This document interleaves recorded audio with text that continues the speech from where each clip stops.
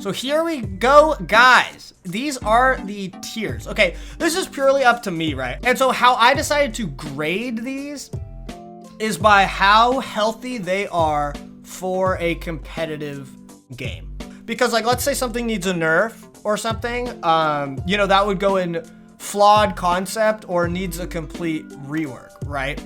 It's like, it's fine to be in the game, but it needs to get redone. But then of course there's no place in a competitive game. I think there's a few things that are currently in Pokemon that as a competitive game, they do not belong in any way, shape, or form. But there is a little caveat that I do want to talk to you guys about that you guys might not be seeing on this list. So if we made this list so ultra specific, we'd start like getting into way different discussions, such as you won't see Pokemon types down here. You won't see switching. You won't see effort values and individual values, stuff like that.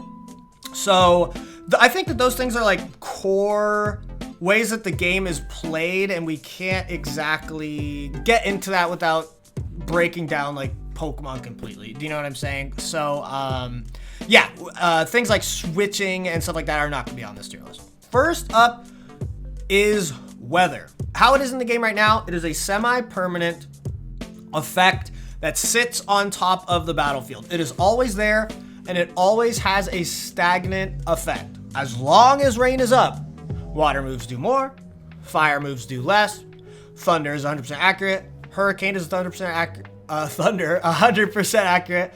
You guys know what I'm saying. So the cool thing about weather is it's very easily removable. All you have to do is use your own weather, right? You switch in drought, you switch in your own drizzle, you switch in sandstream, all this kind of stuff. All of its effects are not random.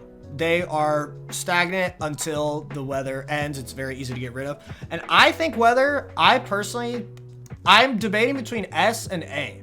I think weather does not pose a problem in any way. I think it's fun. I think it's dynamic. I think you can build teams around it. You know, we got sand teams, sun teams. Like, I think it's really cool that it gives us a whole other element to team build around. Like, weather would be extremely underused if there weren't Pokemon like Tyranitar, like Torkoal, like Alola Ninetales, stuff like that. I think weather just wouldn't really be used. It would be super niche, and like, I think weather adds a lot of fun to the game. And just like I said, there's no random element to it. I just enjoy it a ton. I love its permanent effect. So I'm gonna put weather in the S tier. Now we've got terrain. Terrain is very similar to weather.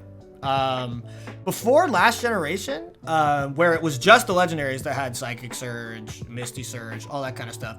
With this new generation, they pretty much told us that they are willing to put Grassy Surge, Misty Surge, all that kind of stuff on non-legendary Pokemon. And that's huge. I mean, you could even think of Kyogre and Groudon were the only ones with Drought and Drizzle, right? Until Politoed and Torkoal. At the current point in the game, terrains are more easily accessible. Before the top boost, terrains were in the game, but they were just useless. You had to manually set them up. Terrain is now very similar to weather. It has a permanent effect. There's no luck-based factors in any of them. And terrain only affects Pokemon that are on the ground for all of their effects. Misty Terrain, no status conditions. Dragon moves halved. Electric moves boosted and no sleep. And Electric Terrain, Grassy Terrain, healing, grass move boost, and weaken earthquake. I honestly think that these are very, very similar, but I think it's easier to build a team around weather as it has a bigger effect on moves. Like rain, it lowers fire damage and it raises water damage, right? Electric Terrain just boosts electric, that's it. Grassy Terrain just boosts. I guess it weakens earthquake, but that's like not a type. I just think due to weather having more effects on team building and terrains only working on Pokemon on the ground, I think it goes in A, healthy. I have no problems with terrain. I think it's fun. But we played the game without terrains for a long time, and I never felt like this was something we needed. So yeah, it's kind of like if terrain was removed from the game, I wouldn't be too upset. Electric Top Sleep, yeah, I talked about that. But that's not like a type of move, you know? That's just, like, it's not a grass or electric, or it's just a move, just like a mechanic. if you will. So yeah, I probably put Terrain in A tier. I like it a lot, and I think it is very healthy. So let's get to our first status condition, and our first one is going to be burn. So the burn status condition, it does a 16th of your health every turn, and it halves physical damage. Now, it effectively puts you at -2 attack, but it is permanent. That's the cool thing. If you just got -2 attack whenever you got inflicted with burn, you could switch out, switch back in, and the -2 would be gone. But burn is a permanent effect. And then the ways that you inflict burn, Will-O-Wisp is your main source, which is a semi-inaccurate move, but it is relatively consistent. Of course, there is the annoying chance to get burned off of things like Heat Wave, Flamethrower, Fire Blast, stuff like that. And I think that aspect of the game is pretty annoying. I'm going to actually get into that a little bit more. Scald, that's a good one, K-Mega. But yeah, I'm going to get into that one a little bit more. But I think burn, I think it's very consistent. There's no real luck-based thing. The chance of burn, that's just like chance-based in general, which would be a huge discussion, just as like switching, IVs, EVs, that kind of stuff. I'm debating between acceptable and healthy. Maybe it could even be amazing for the game. I think healthy is a good place. I think shutting down physical attackers at the cost of your entire turn is good. You know, you go for Will-O-Wisp, it does absolutely nothing but burns the opponent. And then that burn effect is not insanely detrimental, right? Physical attackers are going to do a lot less damage, but they can still raise their stats.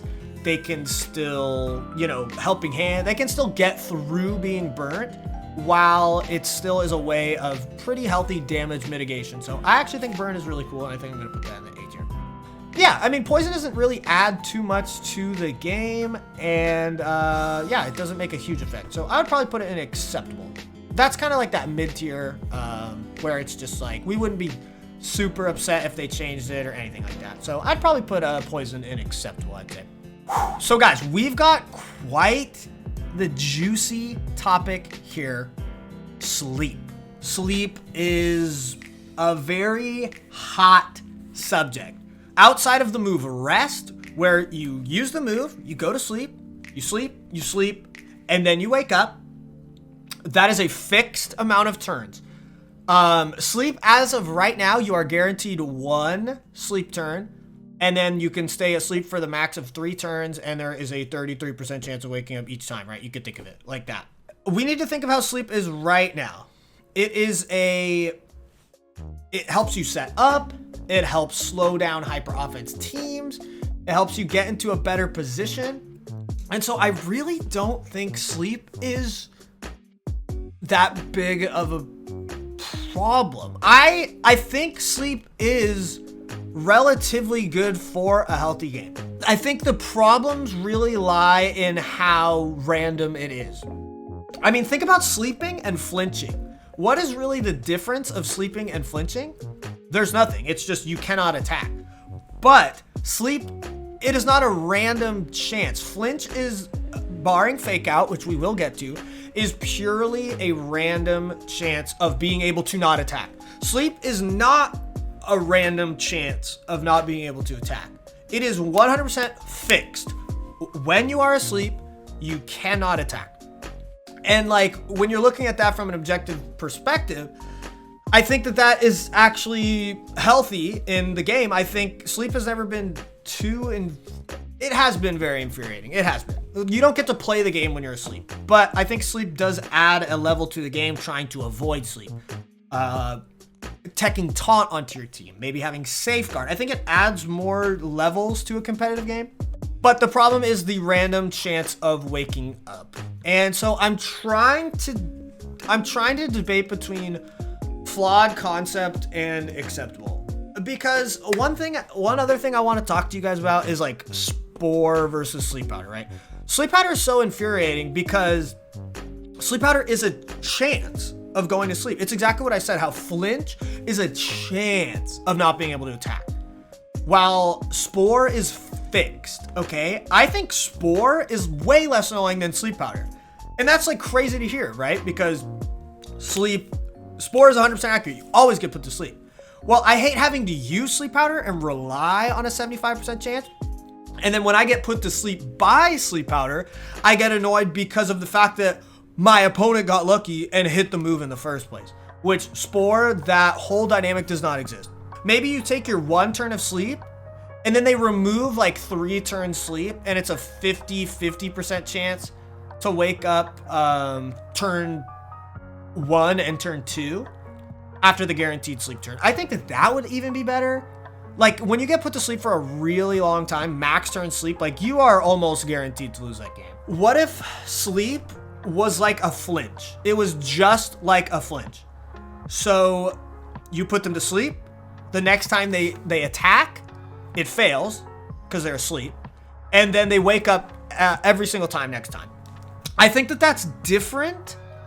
I think that that's actually quite different from flinching, because flinching can only happen in the same turn.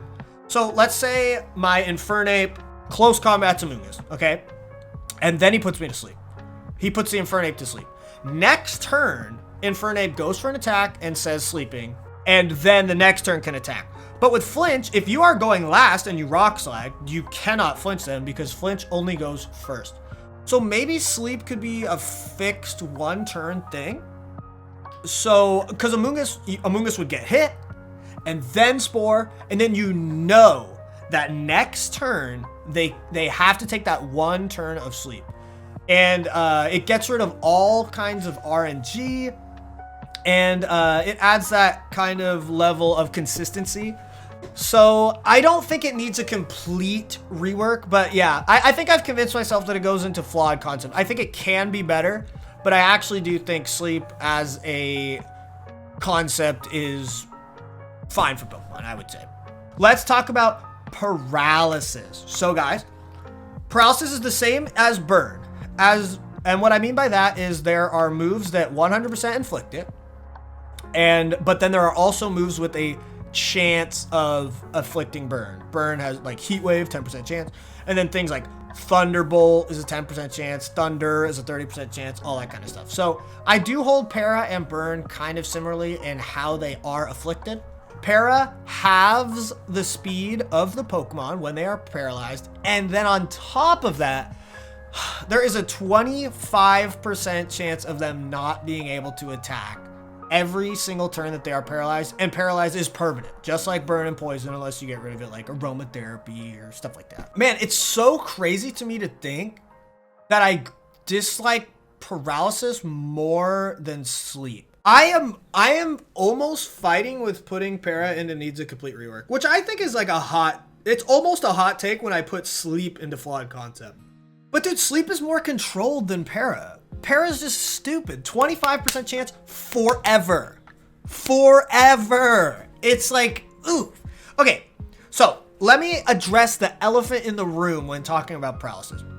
People like to think that you get rid of the paralysis chance completely, you fixed Para.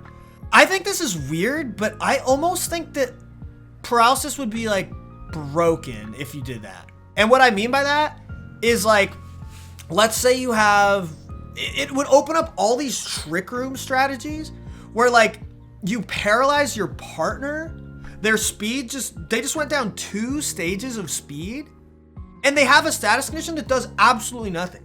It's just like a better room service. Like I think trick room strategies would be crazy with paralysis. You just paralyze your partner Mon. They are now immune to status conditions. Their gyro ball or something does way more damage. Their guts is activated, etc. And yeah, it's like you just safeguarded them pretty much because the Para doesn't affect them negatively in any way, shape, or form. That's what holds me back from saying get rid of full Para completely. I don't really know how to balance paralysis. Like, let's say we made it like, okay, the first turn that you paralyze something, they get fully parried, and then their speed is like lowered for the rest of the game. Well, then it's just like way better flinch. No, I guess it's not, because flinch can happen repeatedly, while Para would then only happen once ever. It seems too similar to flinch. It seems really good because it's controlled. You nuzzle one Pokemon, instantly can't attack. Why am I burping? I literally think Para might need to be, needs a complete rework. Yeah, I honestly think Para needs a complete rework. I think it's way too far to put it in no place in a competitive game. I disagree with that. I like its speed control. Yeah, I think I'm gonna leave Para here. Freeze. Freeze is purely luck based. There is no move like Will-O-Wisp where it is a 85% chance to freeze you, 100% chance to freeze you, like Freeze Wave, like Thunder Wave, right? And then Freeze is a 20% chance to wake up every turn. You can stay frozen forever. And I think with mechanics like Flinch, you don't attack, done. Full Para, Sleep, I think Freeze, there is no place in a competitive game. With all the moves we have in the game right now, Freeze is purely just a chance. You get frozen and then you thaw the next turn 100%. Let's say that's how it worked. Well, the only way that this fucking Sleep is activating is off a 10% chance from Ice Beam or some shit. Like, the only time you ever get frozen is off of some super annoying, like, rage-inducing thing. Thunder Wave, Spore, Toxic, Will-O-Wisp. Freeze is just like, oh, try attack, 20% chance, divided by 3. Ice Beam, 10% chance. It's like, no. Nope. Get this Freeze. Yeah, Freeze, no. Freeze has no place in a competitive game. We have enough ways to stop people from attacking with Para and Sleep. Freeze is out of here, baby. Freeze is out of here. Oh, speaking of ways to not let Pokemon attack. Confusion. The way that it's different from these is it can be on a Pokemon at the same time. It is not a major status condition, such as Attract, which is right here. They are not major status conditions, meaning they can be on at the same time. Confusion used to be a 50% chance to not be able to attack, do damage to yourself. Okay, hitting yourself in Confusion, as we all know it. Now it is a 33% chance. It is less, but it is still infuriating, very annoying. Yeah, it's honestly very similar to these moves, but it's just like Confusion can last like what? 4 to 5 turns? You could effectively hit yourself in Confusion every single time. It's just like Para, where it's like Para is permanent. Confusion is semi-permanent. But I think what this adds to the game is like, oh, chance to not confuse. Yes, I did it. Yes, I didn't confuse. Yes, I didn't confuse. And your opponent is like relying on this. They chose to confuse ray you, to swagger you. And they're just like praying, G-Max Smite. They're praying that you get hit. Yes. And it's just like, this is luck. There's no skill. There's no strategy in confusing something. And like it lasts for too long. You can effectively hit yourself every single time. Not attacking for a single turn is game breaking. And this is not a controlled environment. I argued Sleep is a controlled environment. Confusion isn't. Man, Confusion is almost like no place in a competitive game. It's almost no place, but I think it needs a complete rework. I like what Para adds to the game, the speed reduction, and then it's a major status condition, but Confusion goes on top of everything. Dude, I really am thinking about putting it in no place in a competitive game. I don't think I would ever enjoy being confused. Ever. Sleep, controlled. Poison, yeah. Para, reduces my speed. Okay, I get it. Yeah, I think Confusion, I think there is no point in which I would like Confusion to be in the game. I honestly think that's true. Attract. You guys like this picture? You guys like the picture? What? You guys have noticed that I like things that are not chance related and they are not, they are a controllable variable. Now, the second you bring a Pokemon with Attract into the game, you are purely relying on them being the opposite gender of you. It's something completely out of your control. You cannot team build around this. It is just purely luck, chance, that they are the opposite gender of you, which is just stupid. And then when they are immobilized by love, it's a 50% chance to just not attack ever. This is for gamblers, dude. This is for people with a gambling addiction. Can this move pay off and win you games and just go completely crazy? Yeah, it totally can. But then could it also be just like absolutely fucking useless and it's like you're going into a game with 3 attacks? Yeah, Exactly.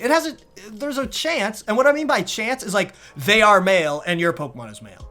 That is something you cannot control in any way. If Attract was removed from the game, nobody would complain at all. Nobody would complain. I think it has no place. It doesn't add anything fun.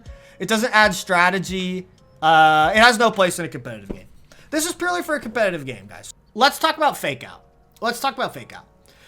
So Fake Out, controlled, okay? It is a guaranteed flinch that only works on the first turn that you go out. It's a normal type move, so it does not affect, ghost types, right? Unless you're Scrappy or whatever. Fake Out is such an amazing way to reposition in the game in a controlled environment. I personally love Fake Out. Honestly though, before Dynamax, Fake Out might have been just a little bit too strong.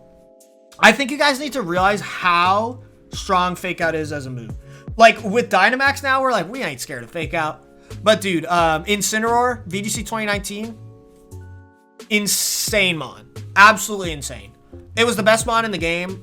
And Incineroar in the face of Kyogre, Groudon, Xerneas, just fake them out. You cannot touch me, dude. Yeah, you're super effective against me and fast than me. You cannot touch me. And then when you cycle your Fake Outs, it's so strong. Wolf even said in his 2016 World Championships winning team report, he literally said in his own words that he abused Fake Out. His team kind of abused how strong Fake Out was to win the World Championships. His whole team, Volt Switch, Eject Button, Fake Out, Fake Out, Fake Out, Fake Out. Setting up, Swords Dance, Trick Room, Trap. It was just all about you cannot let your opponent attack. I think it is a little too strong. So I think I'd put it in healthy. I don't think I can put it in S tier. I think amazing for the game implies that it is 100% perfect. And I don't know. I think it might be like a tad bit too strong. I don't know how I would balance it if I were to choose. Yeah. I think it's S now that you have Max. Yeah, but then it's just kind of weak. Yeah, I think Fake Out is amazing. I don't have anything bad to say, just that it might be too good. But there is no luck. There's zero. Absolutely zero luck when it comes to the move Fake Out, which is great. Yeah, I put it in healthy. I think S is a little too far. I think it's such an amazing move. But guys, let's talk about Protect, okay? Protect, if you guys have been playing VGC for anything longer than 6 months, this is the move that defines doubles play. Doubles play is all about repositioning your Pokemon, okay? You protect one, you switch in your Intimidate to bulk them up, and then Fake Out. You protect, switch in your Pokemon with Follow Me. You protect and KO the Pokemon that's gonna KO your Pokemon that's protecting. This game without Protect sounds honestly not good. I think Protect is amazing. I think double Protect, maybe there could be something like that. Like there's a 0% chance of double protecting. Yeah, I think there should be a 0% chance to double protect. But I don't really want to harp on that for too much on the move Protect. Because what Protect does for the game is absolutely nothing but beneficial. Protect defines competitive Pokemon, and it's completely positive in my opinion. I think Protect is amazing. I can't say anything really more about it. Only problem I think I have is double Protect, which I think should be removed. I think there should be a 0% chance of double protecting probably. If I'm being honest, if I did have Unseen Fist on here, it would be no place or needs complete rework, but I don't know how you would rework it. I think it's just fucking stupid. I think it takes away from the game. So it's not on this list, but you guys here listening live, yeah, Unseen Fist would go in no place for a competitive game. IMO. Follow Me is going to encompass Rage Powder as well. Rage Powder is literally just a slightly worse Follow Me. And this could be Redirection as a whole, like Lightning Rod, Storm Drain. You guys can think of it like that if you want. Follow Me is a committal turn where the Pokemon using Follow Me is effectively forfeiting their action and forcing all enemy attacks into itself, okay? So it does no damage, it doesn't afflict a status condition, anything. It just makes it so your opponent's attacks go into it. It is slower than Fake Out in terms of priority, so you can't Follow Me a Fake Out. I think Follow Me is completely predictable, completely punishable. It rewards good positioning. I think redirecting and supporting a Pokemon to let them get a Swords Dance up, to let them get a Dragon Dance up. I think Follow Me is absolutely amazing. I think this game would be worse if Follow Me was not in the game. I would honestly argue that forever. I think it adds so much play and thought process to the game. I think I literally would put it in amazing for the game. But I know that there's always the people that think Follow Me and Ally Switch are the same, and that shit blows my fucking mind. All right, guys, here's the moment we've all been waiting for. Ally Switch, baby. Let's address the elephant in the room, guys. Ally Switch versus Follow Me. Follow Me is only available to a few Pokemon in the entire game. Okay, while Ally Switch is available to, I think, 100, 200 Pokemon. Like when you see a Togekiss, it is, oh, there's Follow Me.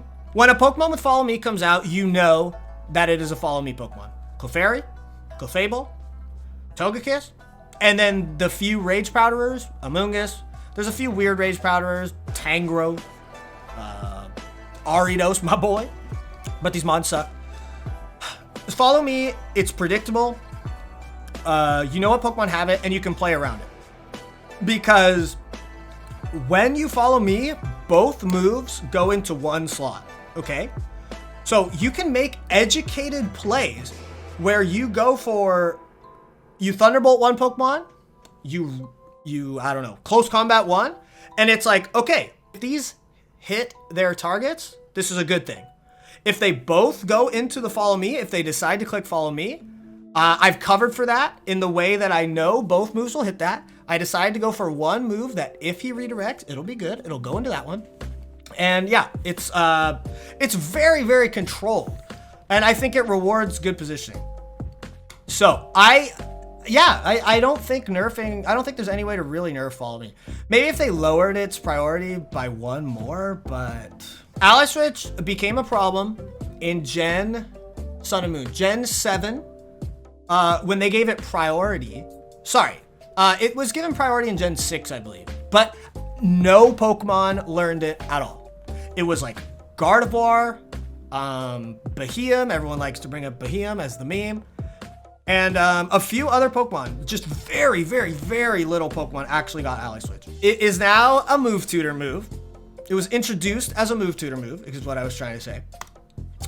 Meaning that effectively any Pokemon that they decided can learn it, can now learn it, because you just walk up to the Move Tutor, pay the hard scale, whatever it is, and you've got Ally Switch now. And now it's a TR, which is just disgusting, because I'm not under-exaggerating when I say hundreds of Pokemon get this move. Meaning there is no way to deduce what Pokemon have Ally Switch. It is a effectively random factor that you cannot play around. Follow Me, like I said, both moves go into the same slot, so you can make educated decisions on what moves you go for, playing around both options. Ally Switch, you cannot. In certain situations, when you have a spread move, or you have two moves that are going to kill no matter what, which means they have no reason to even click Ally Switch. It is utter insanity. Let's say they have a ground type, flying type. I go for grass move, electric move. They Ally Switch, both of your moves did absolutely nothing, okay? And you cannot predict it because so many Pokemon get it. It's insane priority. You just are your turn completely shut down. And you cannot predict this move because of how many Pokemon get it. And then let's say you predict Ally Switch, okay? And you Thunderbolt a ground type. You guys seen where this is stupid as fuck? And you grass move the flying type. Let's say it's Togekiss with Ally Switch, right? You just committed to that. You cannot take that back. You just clicked Thunderbolt into a ground type. and grass move into a flying type. Whereas with Follow Me, if they use Follow Me, you just hit the flying type with Thunderbolt. Congratulations, you covered for Follow Me by just making a smart decision. If you mispredict Ally Switch, complete game loss. Actually, complete game loss. This is why Ally Switch is so absolutely terrible for the game. You cannot predict Ally Switch. If you predict Ally Switch and get it wrong, you look like a complete idiot. You completely throw the game in every way. It's over, okay?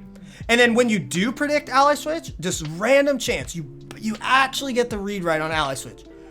You pretty much just win the game completely. It's done. Your opponent just wasted their turn. One of their Pokemon effectively flinched, and it's gone. How is that any fun for a competitive game? And they're like, it's a committal thing. The second you choose your move in Pokemon, you cannot take it back. What's done is done. Yep, switches them, done. It's over. Yeah, it's terrible. Like I'm really gonna go deep into Ally Switch in another thing, but I want to address everything about Ally Switch that everyone brings up. Why doesn't it just fail? How about it fails like Double Protect? You only need a single Ally Switch to win the game. That's it. You legitimately, if Ally Switch had one PP and PP Max did not work on it, you get the one Ally Switch right with your Dynamax, the game is over. It is literally over. It's done. You only need one. So spamming it means absolutely nothing to me, personally. It's just like, yeah, you only need a single Ally Switch to win the game. And then, well, what if it got rid of what if it didn't have priority? That would be a great nerf. Like, of course, if someone was like, do you want to keep Ally Switch the same way it is right now? Or do you want to get rid of the priority? It's like, of course I want to get rid of the priority. But I genuinely think there is no salvageable way to have Ally Switch in the game. I think it is 1000% does not belong in a competitive game. I hate to say this too, but I do not want to offend a lot of you guys in chat. I do say this a lot. And I know a lot of new players use Ally Switch. It's sad. It sucks. And why are new players playing Ally Switch? Because you win games off of it. You just click it. Haha, I won. Easy game over. I just won because of Ally Switch. Ally Switch makes it so the worst Pokemon player wins games more often.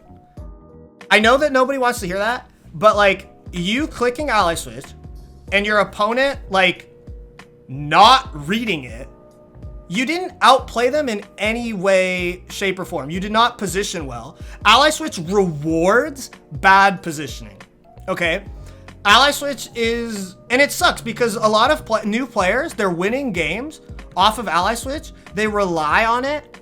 And when Ally Switch gets removed from the game, a lot of these players that relied on it are going to have to like start from square one. They're going to have to like learn how to like position better and stuff. It actually promotes bad play in Pokemon because it takes absolutely no skill and it's just like, it sucks. Yeah, Ally Switch sucks. So like, I hate that you guys have to hear that, but like, it's the truth. I truly believe it. And I think a lot of players believe in me. It encourages bad play. And this is a skill-based game. I think every single turn of Pokemon should be about like crunching numbers, knowing your damage calculations, getting into a good position. Ally Switch throws all of that shit out the window and it's like, well, I won. And if it's a best of one, you lost, it's over. And now in a best of three, they just got one game up, which is huge. And now you have to be thinking about that. And then maybe you're gonna predict Ally Switch, you get it wrong, you lose again. No skill, absolutely no skill in the move Ally Switch, so. Wow, we got the Ally Switch rant out. I gotta drop an Eakes Ally, Eakes Switch for myself, dude. I gotta make myself feel better with that one. Guys, Helping Hand is insane priority. It's like +5, so it goes before Fake Out. So you cannot flinch Helping Hand. All this kind of stuff. And just like Follow Me, it is a committal support move. Your slot does absolutely nothing. And then Helping Hand effectively gives your partner a +1 attack boost for the turn, or special attack. You get it. So Helping Hand, I think it's pretty basic. I absolutely love Helping Hand. I think it's great. I think I like the committal that it takes to your turn. I like supporting your Pokemon. I think that's what makes doubles play so fun, is the two Pokemon working together. I think Helping Hand does that. I in no way think Helping Hand really needs a rework. I don't think it's OP. I love that you can Helping Hand before Fake Out. I think that's so cool. It just adds a level of outplaying your opponent. It creates these, you know, educated thought processes of, do I fake out the follow me Pokemon like Togekiss or Clefairy so that they can't use the follow me, but then they go for the fake out instead, which creates this read of, if I didn't fake out, then I could have attacked because they didn't go for follow me. I think it adds like depth and intricacy to the game. Yeah, there are a few 50-50s here and there, but I think Pokemon has 50-50s no matter what. And it's cool how the boost isn't permanent. I mean, think about that. You Helping Hand, they get a +1 just for the turn, completely gone. Your move completely committed to the turn. I think it's great. I think Helping Hand is awesome. I don't think it's OP. I like it. I think I might do S tier actually. Yeah. Parasong. So guys, Parasong. You click Parasong. Everything on the field is now afflicted with the Parasong condition. It cannot be removed, and if you stay on the field for 3 turns, you faint. I think Parasong is very cool. I think it is a completely different way to play the game. I might be a little bit biased. Some people who knew me, I guess I'm an old school player, but 2015, I used a hard Paris Trap team. I was absolutely in love with it.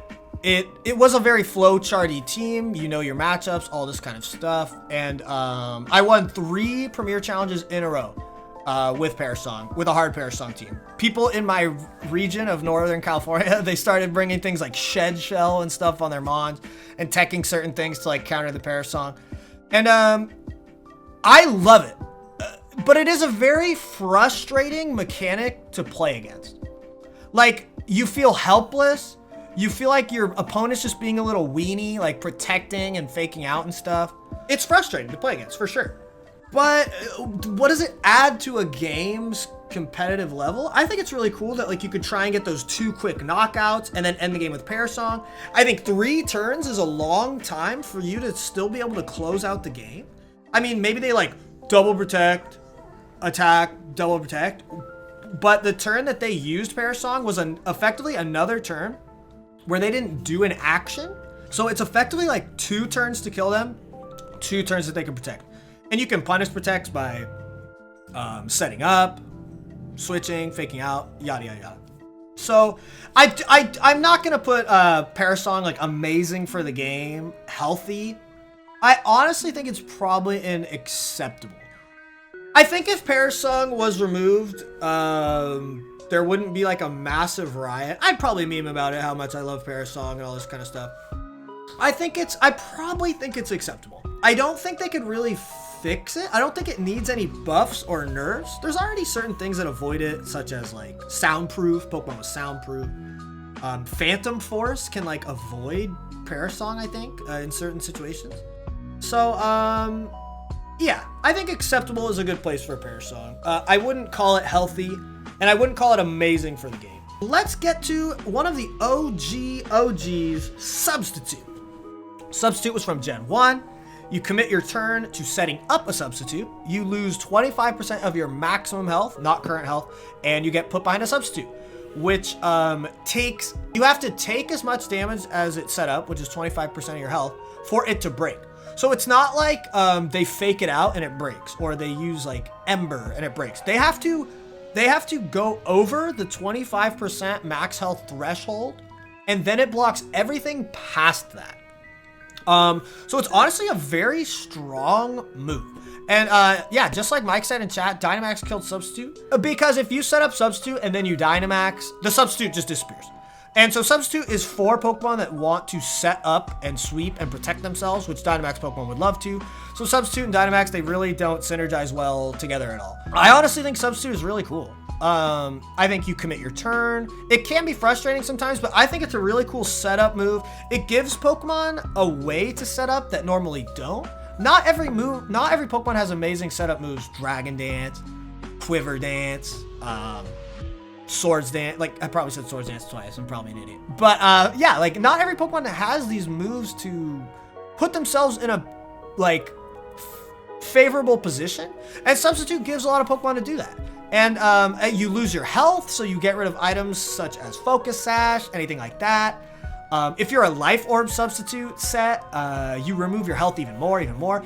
And sound moves also go through Substitute, which I think is a really cool change. I never thought Substitute was really broken, but the fact that sound moves go through Substitute also makes it that much worse, which might be a good thing. So yeah, I'm debating between healthy and acceptable myself. I wouldn't say like Substitute is a must-have. Like this is such an amazing thing for Pokemon.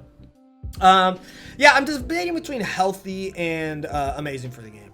I think Sub is cool. I've never once been like annoyed by Substitute. I always think when someone sets up a Substitute on me, they like outplayed me, if that makes sense.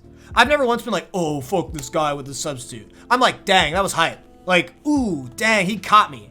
Like, he played me, dude. He set up that Substitute. He positioned well to get up a Substitute. I think Substitute, when you get a Substitute up, you're rewarded for being in a good position, such as faking them out, follow me, yada, yada, yada. Yeah, I think it goes in A tier. I think it goes in A tier for sure. I like Substitute a lot. I convinced myself. Taunt. Okay, guys. Taunt. I love this Gen 3 animation here. I like it, the little finger. That finger is very long, dude. Taunt, what it does is it's not priority, and the target can no longer use non-damaging moves. Thunder Wave, Sleep Powder, Safeguard, Substitute, Follow Me. They can't use it for a fixed 3 turns. There is no variance. It is a committal move. You do no damage. It helps you position. It helps you stop really big teams like really big strategies like Trick Room, Tailwind. Yeah, I see what people are saying in chat, and I have no reason to disagree. Like, I think the game without Taunt would be a worse game. My S tier is amazing for the game, and I think Taunt is just that. It can get redirected. You can fake out the Taunt user. You only have 4 attacks on your Pokemon. You commit one of them to this non-damaging support move. I think Taunt is amazing. I love that you can stop Will-O-Wisp. You can stop Follow Me. So you just positioned better than them. You are not allowing them to position themselves. And then like you can Taunt Protects. It's great. I think Taunt is S tier pretty easily. Now we've got the 2 big speed control moves in Pokemon, Trick Room and Tailwind. They are 2 sides of the same coin, you could say. Tailwind lasts for 3 turns, but now with the new mechanics, it effectively lasts for 3.5, probably 4. If you're like Tailwind or Whimsicott, it's kind of like 4. Let's just talk about Trick Room first. Trick Room reverses the speed order. Trick Room reverses the speed order for 4 turns. The 5th turn is the turn that you set it up. It effectively means nothing.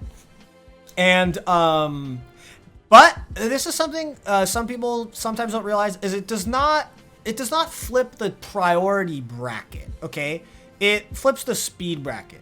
So like, it's not like Fake Out goes slower or Follow Me goes slower, anything like that. They totally stay the same. It just reverses them in that speed bracket. It's very committal. You do absolutely nothing, but you set up something huge for your team for the next 4 turns. You go last in the turn. There is, I think, nothing that goes after Trick Room. I think even Focus Punch might hit before Trick Room. I could be wrong about that. But Trick Room goes last. So you sit there. You have negative priority, and then you set up a huge effect. It obviously leaves you completely open. It's very punishable. You can get taunted. You can get faked out. You can just get outright killed because nothing's protecting you. So your team needs to have a lot of support to help you actually get up that Trick Room, such as Follow Me, such as Fake Out. Trick Room, guys, maybe you guys don't want to hear it, but it rewards good positioning. I love things in Pokemon that reward good positioning. They reward foresight, and they reward game planning. And yeah, I think, guys, imagine the game without Trick Room. All of these slow Pokemon are just bad. Pokemon speed would be so insanely like strong. It already is so strong, but just imagine like Rhyperior, Torkoal, Conkeldurr, they can never go first, ever. Because Trick Room does not exist. I think that is terrible. I think Speed would be insane. I think slow Pokemon would be next to useless. They would always attack glass, meaning they can always flinch from rock slide. They can always just get killed before they attack. So I like Trick Room. Trick Room is S tier. And then we've got Tailwind. So Tailwind is the opposite of Trick Room. Trick Room rewards players for using slow Pokemon and having good positioning. Tailwind is a different case because Tailwind does not have negative priority. It can go first in the speed bracket, or it can go even faster with things like Prankster and Talonflame. Now, we also need to bring up that in Generation, what are we in now, 9? It's something insane, dude. Generation 9, Generation 8, whatever. Generation 9, I think. Whatever gosh darn generation we're in. Speed now has a dynamic effect where it happens immediately. So guys, as you know, immediate Tailwind, Whimsicott, immediate Tailwind, Talonflame. It is insanely strong. And there is no, it lasts 3 turns. Tailwind, Trick Room lasts 4. 1 more turn. And then Tailwind effectively lasts like 3.5, like I said, because the turn that you use it, you get it immediately because of the dynamic speed changes. So there is way less trade-off for Tailwind, and it rewards you for using fast Pokemon. It rewards middling speed tiered Pokemon. So this is easier to set up. It's less committal, and it helps way more Pokemon in the game than Trick Room does. Does that mean Tailwind's better? No, because like when these Pokemon under Trick Room, they are going to destroy you. Tailwind, it doesn't like fast Pokemon are usually frail. Trick Room Pokemon are now fast in Trick Room, and they're really bulky. So it's like, it is different. I am going between healthy and acceptable. The thing is that we have to think about the mechanic, how it is today. And I think with the dynamic speed changes, Tailwind is like extremely strong. Hyper offense is rewarded a ton. It's hard because it combines with certain things, like it combines with Prankster to make it that much better. Combines with Dynamax to make it that much better. I really do like Tailwind. I don't think it's broken, and then I think the Pokemon that use it aren't like godlike Pokemon. But it is less healthy than Trick Room, in my opinion. I just think with dynamic speed changes, it's really frustrating. Trick Room cannot benefit from the dynamic speed change since you go last, guaranteed. Yeah, man, it's between healthy and acceptable. I'm torn on this one, actually. It's so good. Let me get some opinions from the chat. I agree that Prankster is what puts it over the top. Bank. Yeah, I think I'm gonna put it in healthy. I think Gale Wings and Prankster are kind of what push it over the edge. And I think Prankster is a problem, and we're almost getting to Prankster. I think Tailwind is A, because we have to think about what Tailwind is, and I am even stuck in my head. I'm thinking of Whimsicott, I'm thinking of Talonflame, but those are Pokemon that are using Tailwind in a different way. So like, yeah, I think it's gonna go in healthy. So we're getting into our abilities now. Only 3, but these are huge abilities in VGC. Let's start talking about Intimidate. And of course, you've got to have Incineroar on there. Everyone's favorite Intimidator, Incineroar. When the Pokemon comes in for the first time, it lowers both opponents' attack by 1 stage. Okay? So you just get instantaneously rewarded for switching in your Pokemon with little to no downfall. The only downfall to the move is them having something like Defiant or Competitive. Anyway, but I think Intimidate is amazing. I think it rewards good positioning. You guys have heard me say that a lot. I think I'm starting to sound like a broken record. I don't think Intimidate is too OP.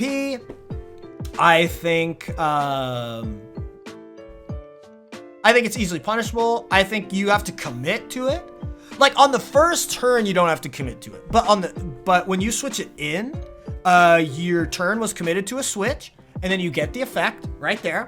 So yeah, I can't imagine the game without Intimidate. I think a game without Intimidate would just be dominated by hyper offense, getting knocked out really easily. So honestly, I think Intimidate, and it got nerfed a lot too. Inner Focus, Own Tempo, Scrappy. All these abilities are immune to Intimidate now. So it's even weaker. And it's like, Yeah, yeah. I think it is amazing for the game, and I think they nerfed it in a good way. Let's take a look-ski at Prankster now. It's an ability, and then every move that your Pokemon uses with the ability Prankster that is a status move, not damaging, is increased by +1 priority. This unlocks, Prankster unlocked a insane amount of things in this game. Prankster Will-O-Wisp, Prankster Thunderwave, with the new dynamic speed changes, infuriating. Prankster Tailwind and Gale Wings Tailwind, with how the dynamic speed changes work, you instantly boost up the speed of your partner and then 3 turns after. Yeah, Prankster Will-O-Wisp is crazy. Prankster Taunt, the fact that you can taunt things that are crazy fast, faster than you, that are gonna set up, all this kind of stuff. Prankster is insanely strong. Now, when you guys think of Prankster Mons, you probably don't think of them as that overpowered because they are almost always pure support Mons. Like Grimstar setting up Prankster screens. You cannot stop them. Fake out, of course. But they instantly get up the boost. And it's going to sit there for all the turns. Prankster Quash is insanely good. Man, but we have to realize that Prankster doesn't work into dark types, which is great. I think that was a great nerf. Prankster was honestly so good. You can't Will-O-Wisp Tyranitar, for example. You can't Will-O-Wisp Crocodile, stuff like that. So that was a good nerf. That was a nice nerf that Prankster kind of needed. There's Psychic Terrain, of course, like Derp in chat says. Another thing that I bring up is Encore. I know some of you guys were asking, like, well, where is Encore, like, on this list? I think Encore isn't insanely relevant. I think with Prankster is where it really becomes relevant, especially with Encore, like with Dynamax right now. It's just kind of like weird. I think Prankster Encore is a problem. It doesn't reward positioning that much. It really shuts down moves like Helping Hand, Protect. Protect is an amazing repositioning move that we've talked about. When you get Encore and Protect, it's not exactly like fun. I don't feel like you really made a mistake. You are put into positions where you have to protect. Encore just forces you to like get stuck in a bad position. So I think Prankster Encore is punishing to making pretty normal and good plays. Oh, Nailah wanted to join. I don't think Prankster is OP though. I think it does cause a lot of issues. I think the Prankster Tailwind is extremely good. I think I'd probably put Prankster in acceptable. I think it's neutral. I like where it's at. I just think the combination of Prankster Tailwind and dynamic speed control, but that's so many different variables that I can't put that all on Prankster. I think dynamic speed was something too embedded into the game for me to actually like judge, right? I like Prankster. I think it's in a good spot. I don't think it is like insanely healthy for the game, so I don't want to move it up to A tier. I don't think what Prankster adds to the game is something that Pokemon needs. Like, I don't think Pokemon requires Prankster to be a fun, interactive, competitive game. So I think acceptable is actually a pretty good place to put it. All my competitive homies out there, this is a big one. If you guys have only been playing since Sword and Shield, maybe Shadow Tag doesn't seem like that big of a deal to you. The only Pokemon is Gothitelle. Gothitelle's not a good Dynamax. Dragapult, Tyranitar, all these huge dark types just clap Gothitelle, take it out. But Gothitelle's still good. It's good on stuff with Durant, stuff like that. So Shadow Tag, guys, is an ability that makes it so all the opponent's Pokemon cannot switch out until the Shadow Tag user is knocked out or switches out themselves. Except if you are a Ghost type. If you are a Ghost type, you can switch out of Shadow Tag, or you're holding Shed Shell, dumb stuff like that. Shadow Tag limits your opponent's options in the game by virtue of literally just sitting there. Like, your opponent didn't make a big read. They didn't make a big play. They just chose to have that Pokemon on their team and put it into the battlefield. So that's where Shadow Tag, that's where we start talking like, okay, did they get rewarded for using Shadow Tag? All this kind of stuff. And I think Shadow Tag brings up, I think really good players are always, they prepare for Shadow Tag. They prepare with moves like U-turn, parting shot, stuff like that.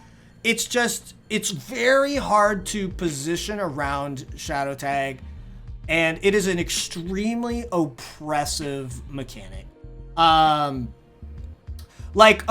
again, I really do regard like Wolf, Billa, and Marcus's 2016 like World Championships team. They, I don't want to use this word to attempt to take away from them, but they abused like insanely strong mechanics in the game, like any Pokemon player trying to win the fucking World Championship should. You know what I mean? Like their team used a bunch of fake out, insanely strong move. They used Shadow Tag to trap in Groudons, stuff like that, and then knocked them out. So it's just Shadow Tag is very frustrating, and it's not very committal. You guys have been hearing me use the word committal to help me kind of judge how the weakness of a move, right? Taunt, you do nothing that turn, but you have an effect. Trick Room, you're going absolutely last. You open yourself up to get hit, and then you get a big effect. Shadow Tag, you instantly have that effect, and you didn't do anything to deserve it or get it. And then another problem is like the turn that the Shadow Tag user switches out, you can't switch out that turn because at the beginning of the turn, both players' turns are decided at the exact same time. You obviously can't switch out at the same time that they switch out manually. Just because the turn hasn't started yet. So it's like Shadow Tag has that effect of you are also trapped, but I can still switch out this slot and you are still forced to stay trapped, which opens up a lot of things like you switch out your Shadow Tagger into an eject button Pokemon, which you can then, you take the hit and then you get the Shadow Tag right back in, or you switch out and U-turn with one Pokemon and get the Shadow Tagger right back in again.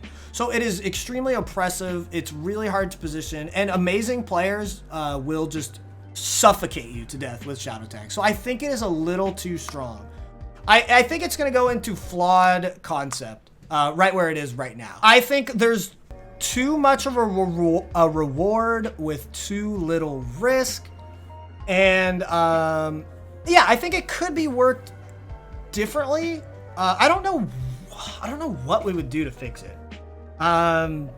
Maybe it locks them in for a set amount of turns. Like imagine it's like Intimidate. It's like the Shadow Tag trapped you for 2 turns or something like that, right? Shadow Tag was an instant effect that was like a countdown, like Taunt or Trick Room, right? And it locks you in for 2 turns.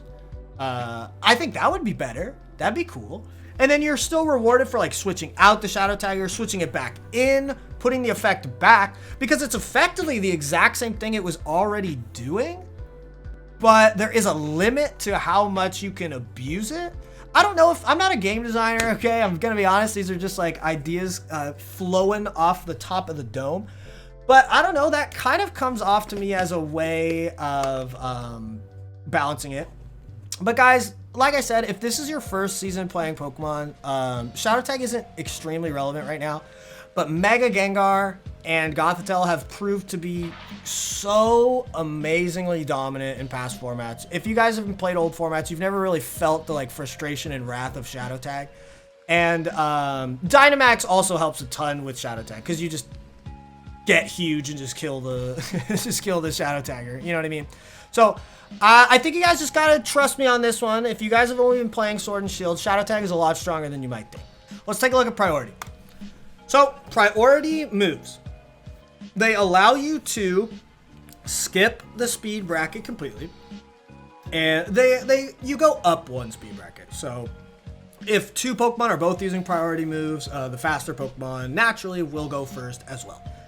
And yeah, priority moves have been in the game since Gen 1, Quick Attack, there might have been some other ones too. But priority comes at the cost of the move being very weak. Quick Attack, Aqua Jet, Accelerock, they're only 40 base power. But, you know, you can pick off Pokemon at low speeds with priority moves. The strongest priority move in the game is Extreme Speed, but it's a normal type. And the distribution is extremely low. Only a few Pokemon get Extreme Speed, right? And it can't be super effective against anything because it is literally Grassy Glide. God damn it, forgot about Grassy Glide. But yeah, so, but we're just gonna talk about priority as a whole. And I think priority is great. I think it adds like a big, I think it adds a big dynamic to the game. Once again, like imagine Trick Room wasn't in the game, all the slow Pokemon would just be really bad. Priority, I think priority helps Pokemon in those weird kind of speed tiers be that much better. Like Conkeldurr, you know, Conkeldurr gets that one Mach Punch it can get off. It gets the stab, Mach Punch, it helps it make up for its really bad speed. Scizor, like you guys are talking about, Scizor, Technician, Bullet Punch, you know, Steel isn't like an amazing offensive type, but it gives Scizor that option. It's something your opponents have to worry about. It's very predictable. It's easy to play around with things such as Follow Me, with things such as Fake Out. You can Helping Hand before priority moves, giving you the option. So I don't think priority is a problem at all, and I think I can't imagine the game without priority. I probably shouldn't. I think it's just an easy S tier, so I don't know if I should have included it or not, but yeah. I think priority goes in S tier for sure. Physical Special Split adds such a great dynamic. It adds so much to the game, a lot of depth. It makes the stats more important, you know, like whether you're attack or special attack, all this kind of stuff. Yeah, that's an easy one, S tier. Crits.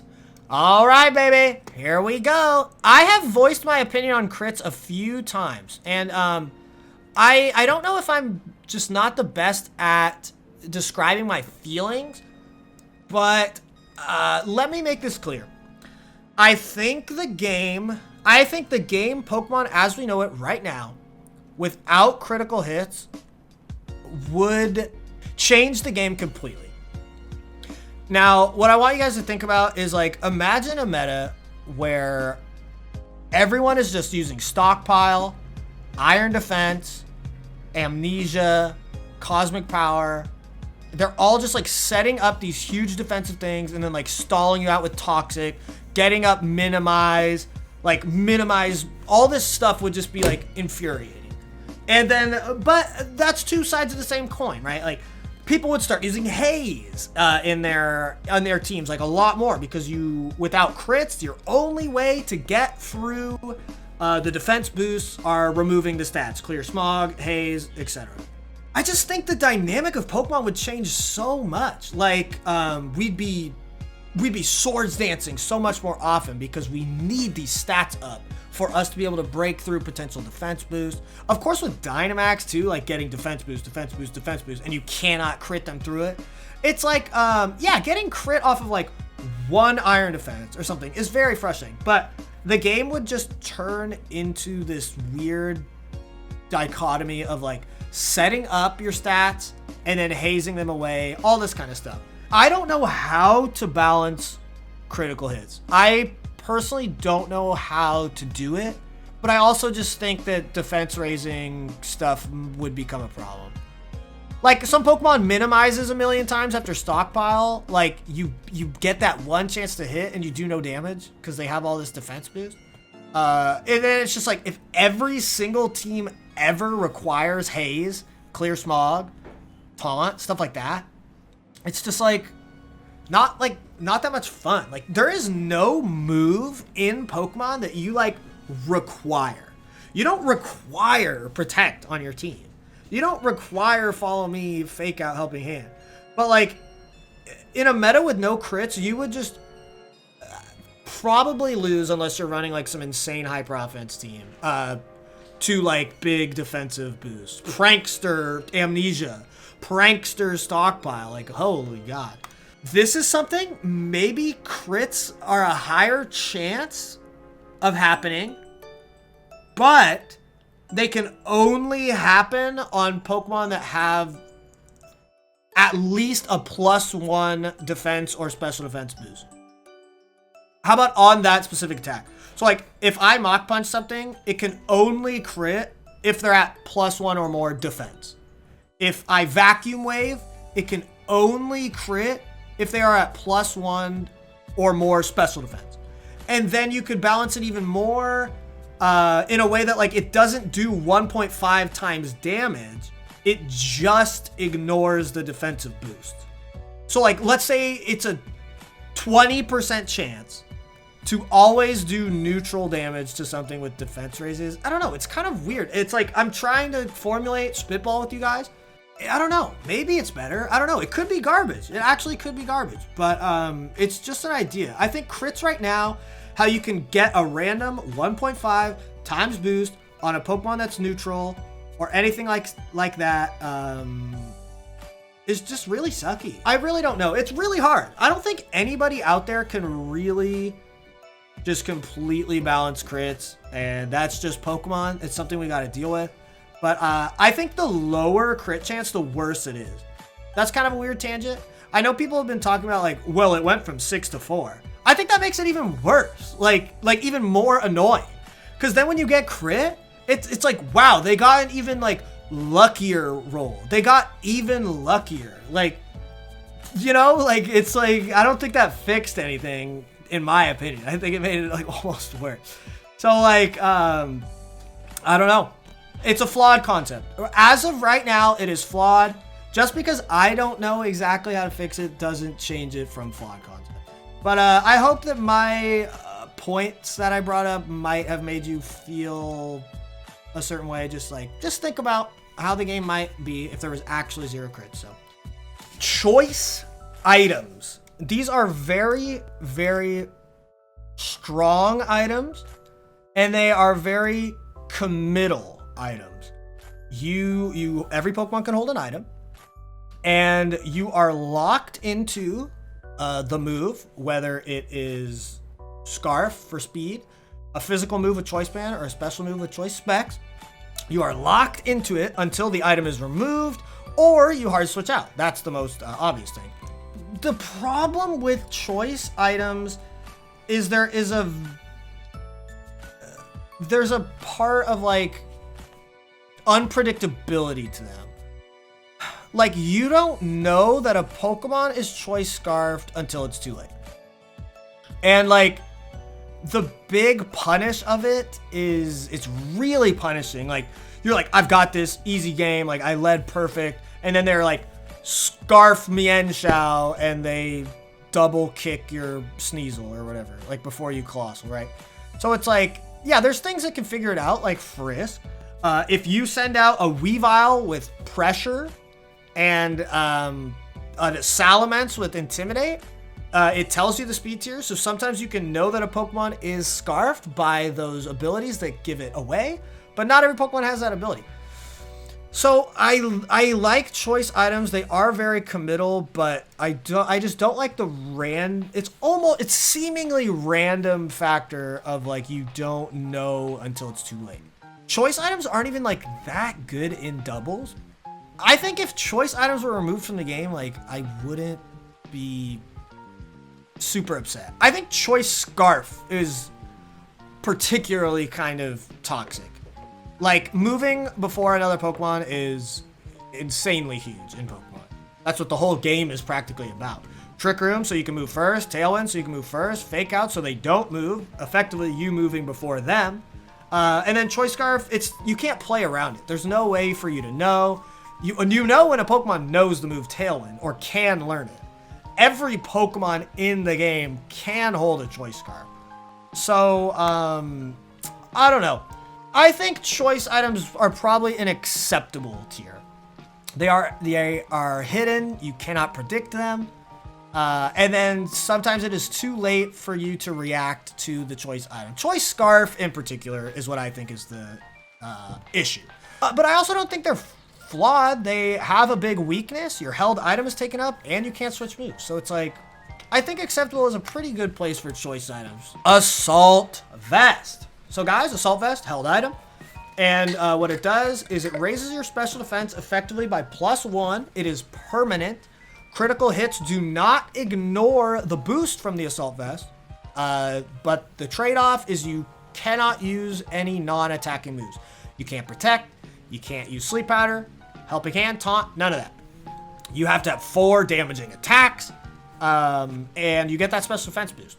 I honestly like Assault Vest a lot. I've never really thought Assault Vest is OP.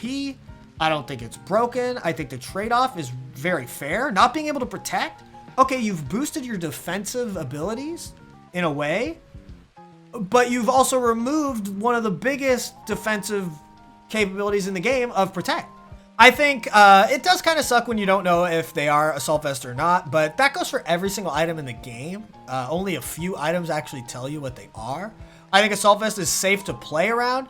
It's a lot more committal to play around Choice Scarf than to play around Assault Vest, all that kind of stuff. And it doesn't give you an offensive advantage, all that kind of stuff. So yeah, I'm debating between amazing for the game and healthy. Like, they already nerfed all the best special moves. If you guys don't remember, like, Gen 5 going into Gen 6? Yeah. Like, Thunderbolt, Flamethrower, Heat Wave, Fire Blast, Dragon Pulse. The list goes on. They all got nerfed by, like, 5 to 10 base power. I don't think it's amazing for the game. I don't think it's necessary. I don't think... Yeah, I don't know. I guess I'm a little bit torn here. I lived in a world before Assault Vest existed, and I never thought that we needed something like it. I don't want a physical Assault Vest. Like, do you guys... Maybe you guys might think about it, but it's like, man, I wish there was a physical Assault Vest. It's just like, I don't know. I don't want that, actually. You know what I mean? Like, I think the items that we have are cool. I think we already have a lot of ways of stopping physical damage. Intimidate, there's no special Intimidate. Will-O-Wisp, Burn, there's no special Burn equivalent. Like, Assault Vest is something that goes into these. So it's just like, I feel like it's in a good spot. Yeah, I think I'm going to keep it in healthy, guys. This is my opinion, of course.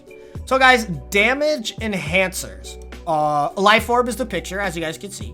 But I want you to know that this includes things like Pixie Plate, Charcoal, Expert Belt, all those kind of stuff. These are just items that increase a certain type or a certain kind of move by a little bit of damage, and they're all kind of put into the same thing. I think that they're a held item that isn't an insane benefit. 10% with Muscle Band, Wise Glasses, stuff like that. Things like Charcoal, it only affects a fire move. It's only 20%. 20% is a lot, don't get me wrong. And then the Big Daddy Life Orb, it's 30% to everything, but there is the trade-off. You lose 10% of your max HP every turn. I think Life Orb with Dynamax is a little bit overpowered, but that has nothing to do with the Life Orb itself. We can't judge it like that. Yeah, I'm debating between these two. I have no qualms at all. Maybe they are. I feel like there wouldn't be that many items to choose from if there weren't, because you could always, I don't know what to put. Mystic Water on this Pokemon is pretty cool. Magnet, they're never like overpowered. They're always, I think they probably are amazing for the game. Yeah, I think they're amazing for the game. I think it's committal, it takes your held item, and it's not anything too overpowered. So yeah, I think it goes into amazing for the game. Heal/cure berries. So guys, these are Sitrus Berry, Pinch Berries, Iapapa, Wiki, all that stuff. Lumberry, anything like that. So these have been in the game since held items have been introduced. The Oran Berry, the Sitrus Berry, the Poison Cure Berry, they changed the names, but those were in Gen 2. It was our first introduction to held items. I think berries are really, really cool. I think they are probably going into amazing for the game or healthy. They require a condition. You have to dip below 50% health without dying. For the Pinch Berry, you have to dip below 25% health without dying. The effectiveness berries, resistance berries, we'll get to those, but you have to take a super effective hit. So guys, this is how they are in the game right now. So I think right now they are great. They give you defensive options against things like Sleep Powder, Spore. You got to tech on the Lumberry. It only has an effect in that certain situation when you get put to sleep, when you get paralyzed, all that kind of stuff. It takes up your whole item slot. I think they're great. I think Heal Cure Berries are definitely S tier. I think they definitely belong in the game, and I have no problems with them at all. So resistance berries. This is like Yache Berry. You take super effective ice damage for weaker. Aqua Berry. You take super effective fire damage for lower. All that kind of stuff. It's a one-time use. and it's only effective when you get hit by that one specific move. So I'm trying to think of the problem with the resistance berries. I think the only problem I could see is like that it's unpredictable, right? Like you're like, oh, I'm totally gonna kill this Excadrill, and then it's Shuca berry or whatever. But so is that kind of frustrating? Like something you couldn't exactly play around too much? Yeah, it is. But they also committed something very large to their Pokemon. That Excadrill can't be holding Weakness Policy, can't be holding Leftovers, you know, Life Orb, a Z move, anything like that. They have to be holding that berry. And then the effect is very strong, but it also doesn't come into play all the time. So I think I'm trying to debate between healthy for the game and amazing. Because like amazing is like, Pokemon almost could not live without this. And like now that I have resistance berries, it's like, yeah, for sure. Let's go. I think they're very cool. I think they're committal. I think they probably are amazing for the game. They help weaker Pokemon survive certain moves. Certain Pokemon with like huge exploitable weaknesses. Let's take Charizard, Volcarona, quad weak to rock. Scizor with Aqua Berry. Maybe it's its only weakness, but like you get hit by a special fire move, you are completely dead. So I like that it helps Pokemon that might have a really bad time with certain things actually be able to survive. I think it does go amazing for the game. So next up, Safety Goggles. So guys, Safety Goggles effectively gives your Pokemon the ability Overcoat. They are immune to powder-based moves, Sleep Powder, Spore, Stun Spore, Poison Powder, all that kind of stuff. And they ignore Rage Powder, which is huge. They ignore a form of redirection. And then they also, you won't take weather-based damage. So you won't take Hail Chip if you're not an Ice type. You won't take Sandstorm Chip if you're not a Rock, Ground, or Steel type.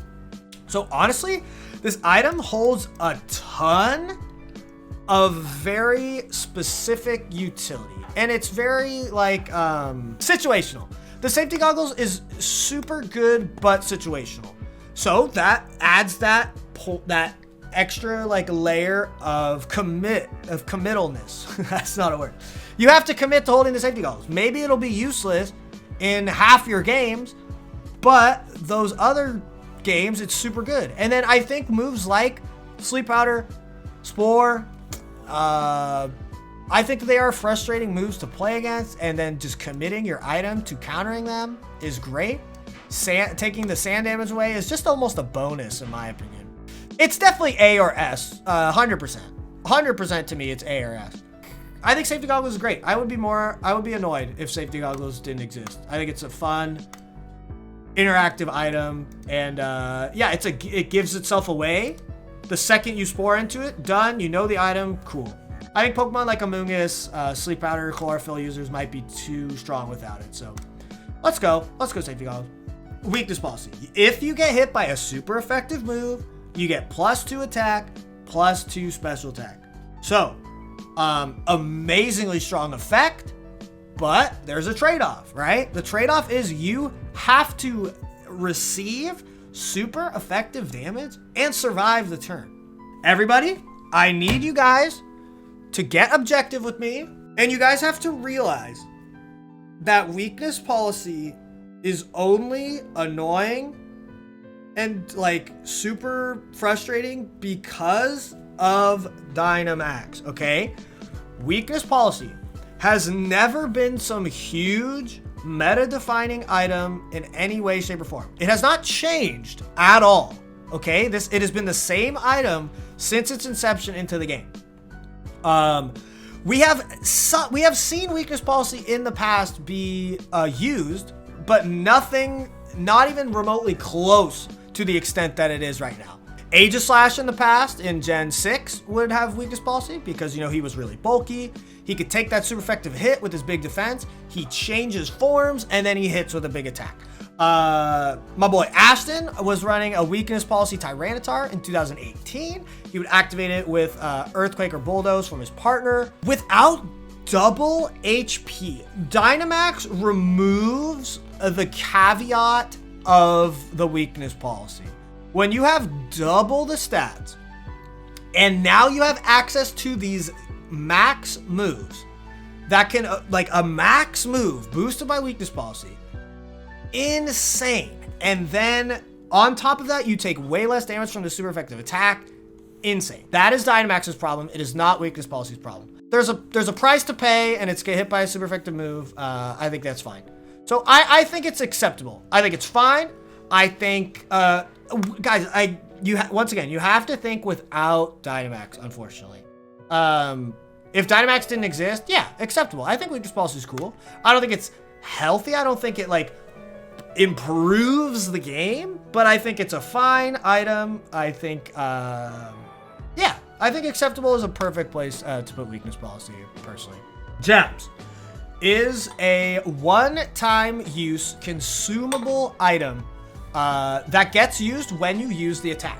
So, something that was very strong were things like Hydreigon and Latios, Dragon Gem, Draco Meteor, okay? The boost is effectively a choice band or a choice specs, okay? The one turn that it gets used is a 1.5 times boost. And like I said, it gets consumed, so it cannot happen again. But different to Z moves, if I use Dragon Gem, Draco Meteor into a Protect, let's say I go for the big Draco into a Tyranitar, and the Tyranitar uses Protect, the gem is not consumed. It doesn't do damage through Protect either, though. And it doesn't tell them that I had a Dragon Gem either, okay? But when you normally attack without them protecting, it's like, Hydreigon used Draco Meteor. Well, it goes like, boom, boom, boom. Like, they activate the item, and then it says, like, Hydreigon's Draco Meteor was boosted by the Dragon Gem. Hydreigon used Draco Meteor. You don't get punished for attacking into a Protect with a gem. It is kept at all times until the attack connects. And you can have as many gems on your team as you want. Of course, you can't hold two of the same type.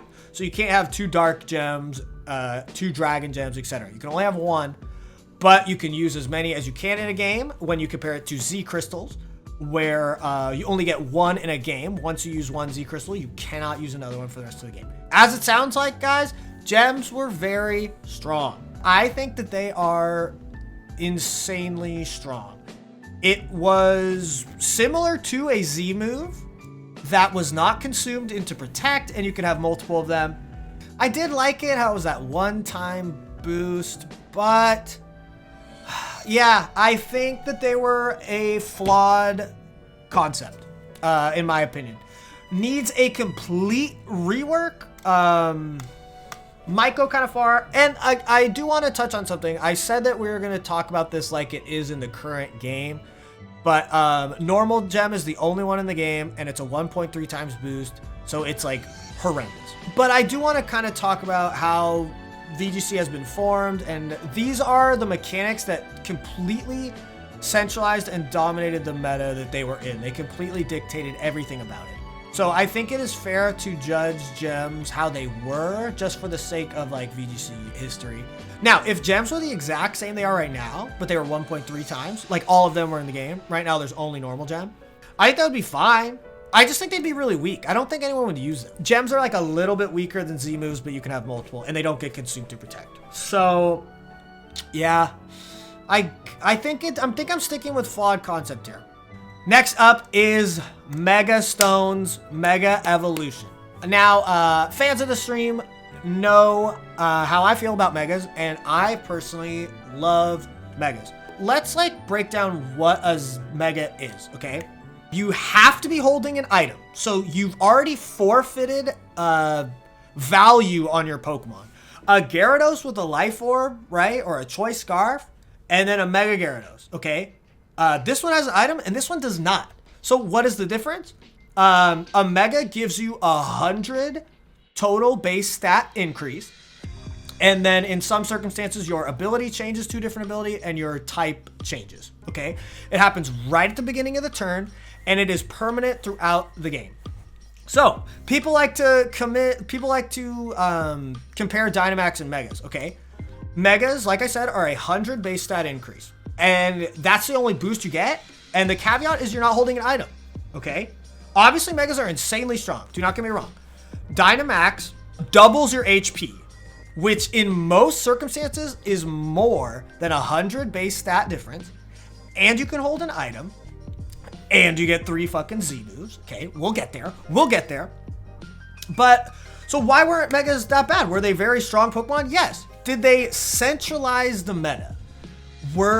Did you need a Mega on your team? Pretty much, yeah. Like, you could go without a Mega sometimes, but it is kind of weird. Megas were, all these mechanics dictate the game, okay? The meta that they were in. And I don't think Megas changed the game that much. They made insanely strong Pokemon. That was it. They had a weakness. They didn't hold an item. It is predictable when you are going to Mega. It is telegraphed when a Pokemon is going to Mega, when it is the best turn for them to Mega or not. It's scoutable in team preview. You know that the Kangaskhan is gonna be holding that item. You know that, like, the Charizard is probably going to be Charizard Y or X, depends. I guess there's something in there, right? But yeah, it is telegraphed and predictable. And you can play around it in team preview. Dynamax, Z crystals, that kind of stuff, you can't play around that as much in team preview. It's more of a variable that you don't know about, and you don't know about it until it's too late. Megas is a very safe assumption for you to make, and it doesn't really affect your turn decision that much as, you know, preparing for a Z move or preparing for an attack from a gem, right? I think they were just very cool. I think this is another point that I want to bring up. Every meta has Pokemon at the top that you're almost like required to have one of them in a way, right? Megas, okay. You guys might be thinking, oh, well, you had to have Mega Kangaskhan, Mega Salamence, or Mega Gengar. It's like, okay, first of all, you didn't. But also that's how every meta works in all time. You could say in VGC 2016, you had to have a Groudon, you had to have a Kyogre, or you had to have a Xerneas. It's the same thing. In this meta we're playing right now, you have to have an Incineroar, you have to have a Togekiss, or you have to have a Dragapult. And what you guys are thinking is like, that's not true. Like, you don't have to have those Pokemon. Yeah, well, that's the same with Megas. You don't have to have a Charizard, Kang, or Gengar. You can have Mega Manectric, Mega Beedrill, Mega Slowbro. There's all these cool Megas that there were so many more Megas. You could still be creative. And then once again, I don't think the power level they brought to the game was insanely, was overpowering. Now, Mega Kangaskhan, was Parental Bond a little too strong? Yes, I agree. But that's not Mega's fault. That's the ability Parental Bond, which got nerfed down to 20 or 30%. The next generation, I thought it was great. It's like, let's go, Kang. And then Salamence, Mega Salamence, Mega Gardevoir, Pixelate, and Aerialate, they got nerfed from 50% down to 30%. And so, yeah, those were the other Megas that were extremely strong. They got toned down a little bit. Yeah, there were amazingly strong Megas that went to the top of the meta, but that's how every meta is. And I thought they were great. I loved Megas. I'm not going to put amazing for the game. I think Pokemon can be an amazing game without Mega Stones. I put it in healthy, my friends. I know that's a hot take. Maybe it's a hot take. I don't know. I think I did a pretty good job at explaining why I like Megas. And I think I put Megas in a solid A tier. Z Crystals are up next. Introduced in Sun and Moon. It is a held item, so you must commit to holding a held item. And then you get a one-time massive attack based off of your corresponding Z Crystal, the ice one, a fire one, etc. And you can only use one per game. Difference between that and gems, like I said, only one per game. And it hits through Protect. If you Protect on a Z move, the Z move will do a fourth of the damage it would have done to you. It will do only 25% of what it should have done. So you can break Focus Ashes. You can finish off Pokemon at 25% HP. Yeah, I guess if it would kill them. You could break their sash, you could kill them if they're at low HP, all that kind of stuff. And then Z Crystals also had a few cool support options, like Geomancy, Z Geomancy, boosted all your stats by 1. Z Parting Shot switched you out, and then it fully healed the Pokemon that you're switching into. Yeah, Z Crystals were more than just damage. The problem with them was unpredictability. Any Pokemon in the game could hold a Z Crystal, and you had absolutely no way of knowing if they had it until it was too late. You're just playing the game, and then Z animation starts, and next thing you know, your Pokemon is dead, and there wasn't a way for you to know. Like I said, until you're dead. So that was the problem with Z Crystals. It was such a massive power swing that you couldn't really counter or predict. So I played with Z Crystals every single year. I was like, yeah, this isn't insanely competitive, but it also never really made me hate the game. I was never like, wow, these Z Crystals are so absolutely stupid. I despise this. I never thought that with Z Crystals. But that doesn't mean that they don't have an inherent issue, which is the huge power tempo swing in the game and the unpredictability of it. I honestly think that they are going to go right where they are right now in flawed concept. I think Z Crystals would be really cool. I thought about this as like a balance, maybe a balance change. So you send out your Pokemon, okay, the 4 Pokemon hit the field.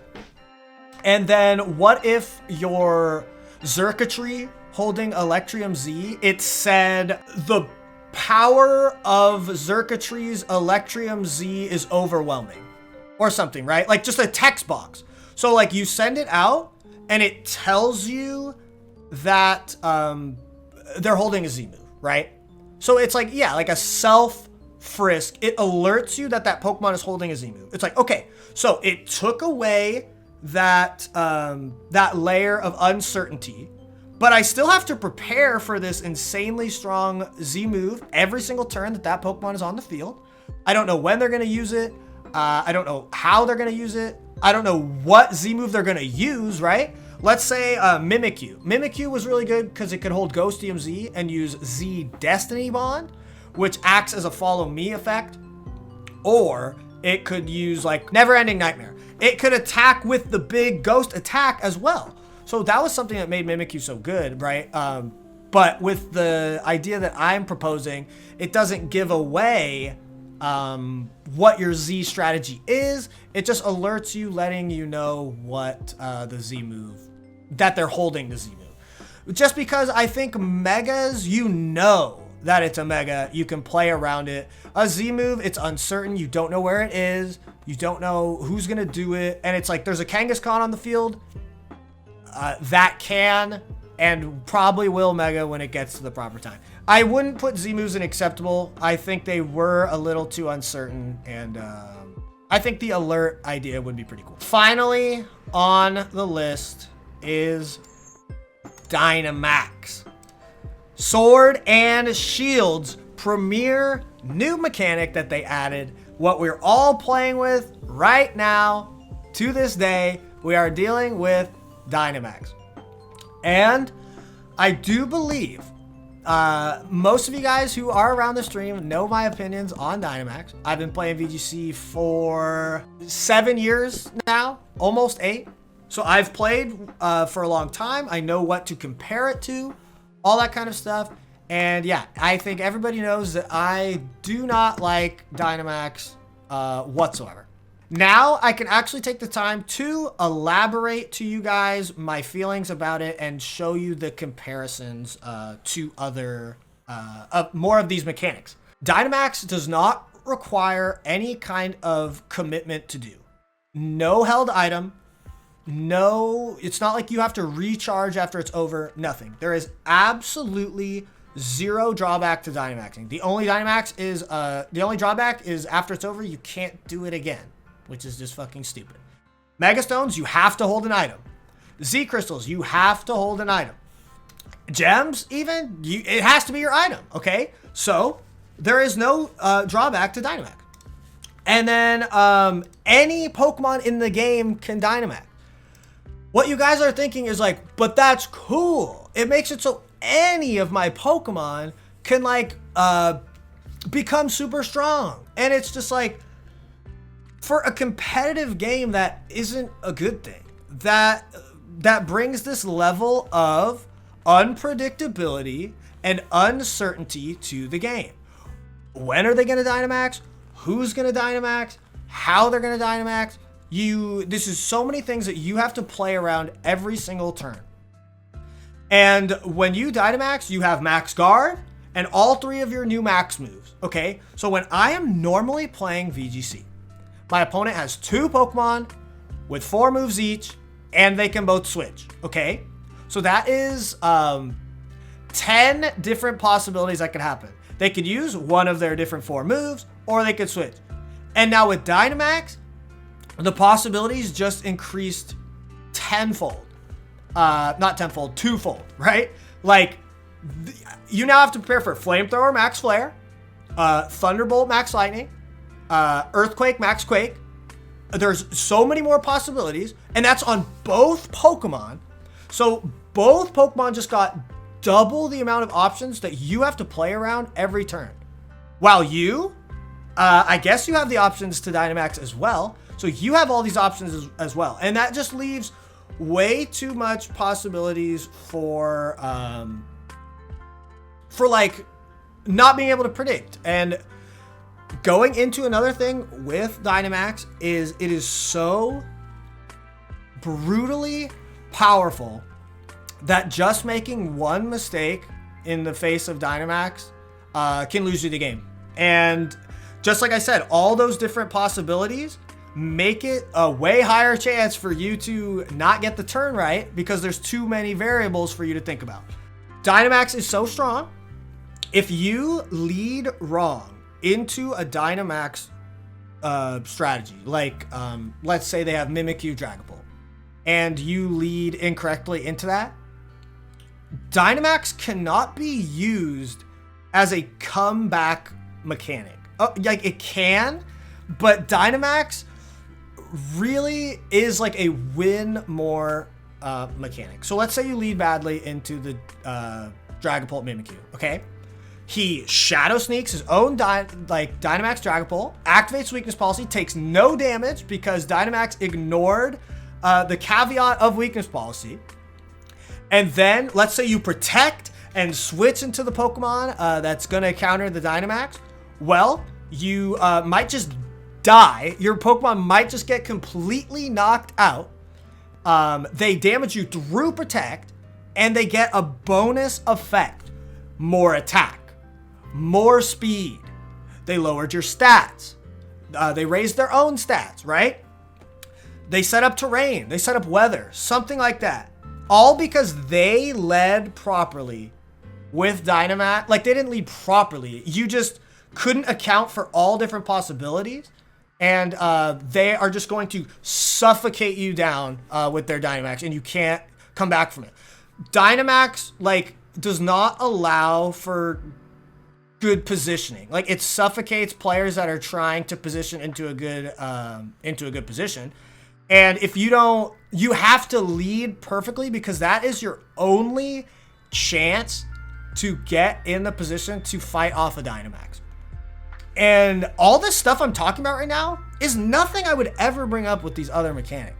It is, you cannot come back from a slip up against Dynamax, which is insane. And okay, so that is really annoying right there. And then people have talked about, well, what are ways to, okay, hold on. Something else I need to talk about with Dynamax real quick. How the HP works. It doubles your HP, right? Well, things like Leech Seed. If you Leech Seed a Dynamax Pokemon, you get healed for the normal amount of HP as if they weren't Dynamax, okay? Let's say I Flare Blitz a Dynamax Pokemon. I take double the amount of recoil HP that I normally would have. There is a discrepancy here. I don't think this was a design choice. I think that was an oversight by Game Freak. That is just completely unfair. I am using a really strong move with a caveat The caveat is Flare Blitz. I take a third of the damage I do in recoil, and I get punished for using that into a Dynamax Pokemon by, they took half the amount of damage that they were supposed to take because their HP was doubled. But I took double the amount of recoil that I was supposed to take. That is an oversight. I think that is a bug, and I think that should be changed. But it's just another annoying thing about Dynamax. Dynamax is immune to Roar. It is immune to Encore. And it is immune to weight-based moves. So it's just, you just erase possibilities from your opponent, and you erase certain mechanics from the game. Like I just said, Roar, you can't force them to switch out. I mean, that would be sucky with Dynamax if you did force them to switch out. But you can't Encore them into Max Guard. They can just break out of it by Dynamaxing. And Heavy, you want to use Heavy Slam with your Copperajah. Yeah, like these Pokemon that use good weight-based moves, Copperajah gets Heavy Slam, Heat Crash, all these cool weight-based moves. Well, they actually fail into Dynamax Pokemon. Those kinds of moves are just ridiculously unviable now just because of how Dynamax works. But, oh, you can ally switch your entire Dynamaxmon. Heavy Slam based on weight, that fails. Oh, but you can teleport your like massive 100, 200 foot Pokemon like instantly across the other side of the field, right? Because that makes sense. And going once again with ally switch, like Dynamax is so insanely strong. You protect your Dynamax for a single turn with ally switch, and they fall for it. It's not even falling for it because ally switch is stupid. You can't predict it. That's enough to win a game. Sometimes right there is just the one ally switch protects your Dynamax. I think it is insanely hard to come back from Dynamax. I think it is unvariable, unpredictable that every single mana in the game can do it. And I think the effects are too strong. So now, let's talk about some proposed changes people have brought up, okay? I've heard people say, well, what if the Dynamax Pokemon got less HP? Okay, I think this one is like, whoever says this is obviously missing something. Okay, so let's say you only get 1.5 times HP, right? As if there weren't Dynamax candies. The max move is still insanely strong. So now it just goes to whichever Dynamaxmon is faster is just going to kill the other Dynamaxmon because they have less HP. So it's just like complete idiocy. Like speed tiers would be so insane if that was the Dynamax fix, because you just kill the other Dynamaxmon and they are done. They lose completely.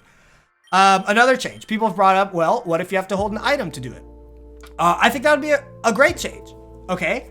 I think that if you had to hold an item for Dynamax, yeah, they wouldn't be able to hold an item because like Life Orb in Dynamax is really, really strong. Lumberry, so you can't put them to sleep. I think that would be a good start. I personally don't think that's enough. You get double HP, you get mini Z moves, and those mini Z moves have effects which are game breaking. Max Airstream, probably the best move in the entire game. Massive damage, and both you and your partner get +1 speed. Insane. Yeah, Max Quake, boost up your defense, all that kind of stuff. So it's way too much in one thing. And you can hold an item on top of all of the shit that I just said. Like, so they have to hold an item. It's a start, okay? I like it. It's a start. Maybe reduce the max moves. Cool. Reduce the max moves damage. Okay, that's a start too. Weight-based moves. Maybe Roar should fail. I think force switching out Dynamax is extremely toxic. Maybe eject button, guys, is fun. Haha, like I got him. It's for a good laugh. It's definitely a good rage-inducing like troll thing to do to your opponents. But in a competitive game where the better player should win, eject button is absolute bullshit, completely toxic. Very, very, very, very stupid. That's not fun, interactive, enjoyable in any way. Yeah, I mean, I think Dynamax needs a complete rework. Like the weight-based moves should work on it. The moves shouldn't be so strong. Maybe they shouldn't have doubled effects. Maybe only certain Pokemon should be able to Dynamax. There's so much that I think needs to change about it that I can't put it in a flawed concept. Flawed concept, to me, implies that it has some merit. It's just a little bit too overpowered. I think it is too overpowered, but the merit of any Pokemon can get this insane effect for no drawback is more than just a flawed concept. I think it does need a complete rework. So guys, this is my Pokemon Competitive VGC Mechanics tier list. This is all about health for the game. I want to thank all of you guys there in chat that have been chilling with me right now. It's been a ton of fun. I'm going to talk and listen to all your guys' opinions right now. But just for the sake of finishing up, I've been listening to your guys' opinions here and there. And I hope you guys had fun. I hope you guys learned a thing or two. I hope that you guys, maybe I opened your eyes on something you didn't realize. Like, okay, maybe terrain isn't that good, or maybe Dynamax is too strong, stuff like that. So I hope you guys had fun. I hope you guys had a great time. And this is something I worked on a lot. I made all these pictures myself. I made all the ideas myself. Maybe I forgot a few things. Maybe a few things could have been in here, like Roar, Trick, maybe even could have been in here. But yeah, guys, I love and appreciate you, and I hope you guys enjoyed this. So hell yeah.